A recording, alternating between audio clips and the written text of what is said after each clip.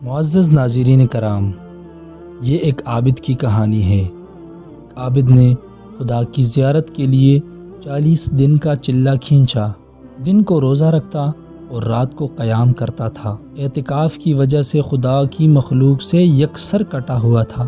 اس کا سارا وقت آہوزاری اور راز و نیاز میں گزرتا تھا۔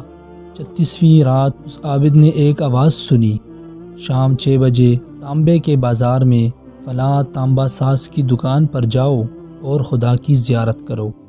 عابد وقت مقررہ سے پہلے پہنچ گیا اور مارکیٹ کی گلیوں میں تانبا ساز کی اس دکان کو ڈھونڈنے لگا۔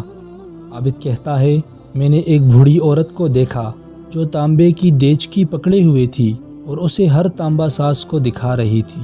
اسے وہ بیچنا چاہتی تھی۔ وہ جس تانبا ساز کو اپنی دیگچی دکھاتی، وہ اسے تول کر کہتا 4 ریال ملیں گے۔ وہ بڑھیا کہتی 6 ریال میں بیچوں گی۔ ہر کوئی تانبا ساز اسے 4 ریال سے زیادہ دینے کو تیار نہ تھا۔ آخر کار وہ بڑھیا ایک تانبا ساز کے پاس پہنچی۔ تانبا ساز اپنے کام میں مصروف تھا۔ بوڑھی عورت نے کہا، میں یہ برتن بیچنے کے لیے لائی ہوں اور میں اسے 6 ریال میں بیچوں گی۔ کیا آپ مجھے 6 ریال دیں گے؟ تانبا ساز نے پوچھا، 6 ریال میں کیوں؟ بوڑھی عورت نے دل کی بات بتاتے ہوئے کہا، میرا بیٹا بیمار ہے، ڈاکٹر نے اس کے لیے نسخہ لکھا ہے جس کی قیمت 6 ریال ہے۔ تانبا ساز نے دیگچی لے کر کہا، ماں، یہ دیچکی بہت عمدہ اور نہایت قیمتی ہے۔ اگر آپ بیچنا ہی چاہتی ہیں تو میں اسے 25 ریال میں خریدوں گا۔ بوڑھی عورت نے کہا، کیا تم میرا مذاق اڑا رہے ہو؟ تانبا والے نے کہا، ہرگز نہیں، میں واقعی 25 ریال دوں گا۔ یہ کہہ کر اس نے برتن لیا اور بوڑھی عورت کے ہاتھ میں 25 ریال رکھ دیے۔ بوڑھی عورت بہت حیران ہوئی، دعا دیتی ہوئی جلدی اپنے گھر کی طرف چل پڑی۔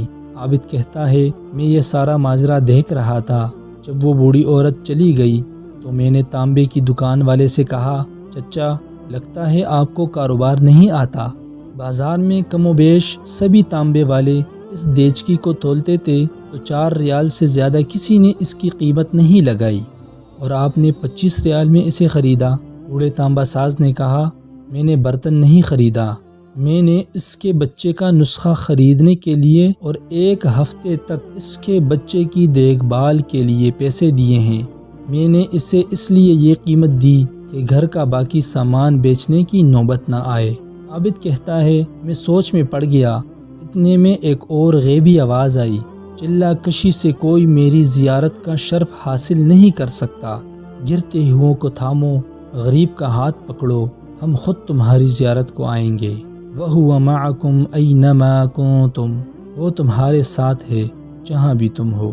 بے شک معزز ناظرین کرام، اللہ ہمیں بھی ضرورت مندوں کی، محتاجوں کی، غریبوں کی مدد کرنے کی خالص اللہ کی رضا کے لیے توفیق عطا فرمائے۔ آمین ثم آمین۔